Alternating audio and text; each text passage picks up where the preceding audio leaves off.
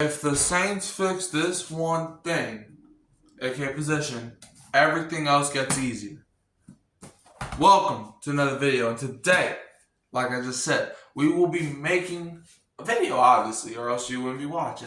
But this video specifically, of course, it's about your New Orleans Saints and a position that they cannot ignore this offseason of 2026 for the 2026-2027 NFL season.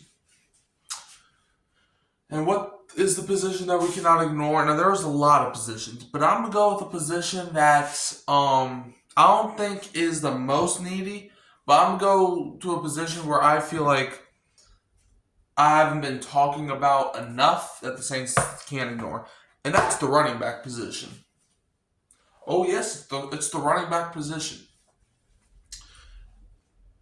Here's what happened in 2025 with the running back room. You had Alvin Kamara.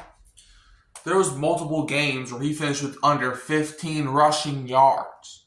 Now, you could say that's on the offensive line. You could say that's just Kamara getting old. You can say whatever you want. But when your number one running back can't get more than 15 yards in a 3-hour football game, then there's something going on there. Let's dive deeper into the running back room. Kendrick Miller. He played solid when he played, but then he got hurt. Devin Neal, 6th-round rookie last year. Played pretty solid when he was in, then he got hurt. Audrey Estime, who was on the Broncos, we signed him, I think, at some point during the season, who at one game almost had 100 rushing yards. But is Estime really a guy that you want leading the charge? Well, I mean, that's just up for debate, I guess. How does it affect the QB, defense, and overall ceiling? Because, yes, running back can affect a lot of things. First of all, it affects the QB, a.k.a. Tyler Shuck, or Spencer Rattler. If, not going to wood that it does not happen, but if Shuck was to get injured next season, it could also affect Spencer Rattler, as we saw when Rattler played this season.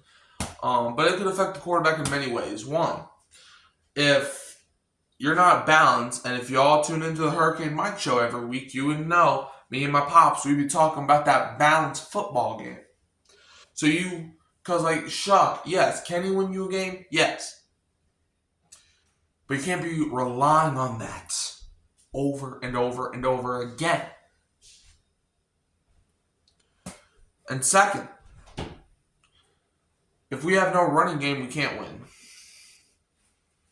And I'll show you an example. In the Titans game, when we could run the ball somehow, that was one of the few games that we were able to run the ball. The Titans game. In the first half, we couldn't throw the ball. Well, that's not true. Shuck was having a good passing game. But the running game was not well in that first half. So we were losing. Estime turns up. Gets almost 100 yards at the end of the game. We won by 8 points. But how does it affect the defense? Two different sides of the ball, right? Well, if you're trying to run out the clock, you need a proven running back. Prime example, when we played the Buccaneers on the second time, yes, we won the game, but the Saints had a chance to run out the clock to avoid Tampa Bay even getting the ball back. We had a punt because we couldn't run the clock out. Thankfully, our defense stepped up, but we need if you want the defense to not have to worry about winning you the game, then you need to run the ball. And we need, look, we have a bunch of decent to average running backs, but we need a great running back. And last but not least, overall ceiling. Look, let's look at some of the teams. Seahawks, they have Kenneth Walker. Patriots got Javon Henderson. Last year, Eagles won the Super Bowl. They had Saquon Barkley. Chiefs, when they were winning Super Bowls, Isaiah Pacheco was a pretty good running back. Lions, they had Jahmyr Gibbs when they won 15 games. They even had him last season, but they didn't do nothing last season. So, yeah. I mean, that's how I feel about the offense and the defense and the overall ceiling determined by the running back. Draft versus free agency. Who do I think fits the Saints? Well, there's a running back that plays in Carolina right now. Look, I would love Breece Hall. I would love Travis Etienne.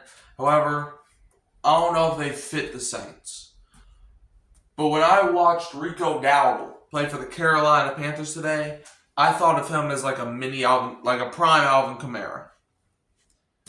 And I'm going straight fit. I think Breece Hall's a better running back. I think Kenneth Walker, I think Travis Etienne, they are three of the best running backs in the market. However, Rico Dowdle, I think, is the one that fits the New Orleans Saints. Now, this is, like I said, off of fit. And when I see Rico Dowdle, he's a guy that likes to run between the tackles. He can catch the ball out of the backfield.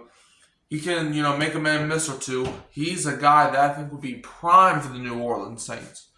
Rico Dowdle had one of his best seasons on the Carolina Panthers, formerly of the Dallas Cowboys, where he was also doing decently. But he popped off in Carolina. I think there was a game where he had over 200 rushing yards, man. 200 of them things. So yes, Rico Dowdle, I think, would fit the Saints. Agree or disagree? What position are you fixing first? Let me know in the comments below. You can always find me at Hurricane Mike, Kyle Phelps, and Keeping It Real Who Dat Sports Podcast. Don't forget to like, subscribe, share, turn the bell until you don't miss another upload. And I'm leaving you as always with a Who Dat, and don't be a Falcons fan.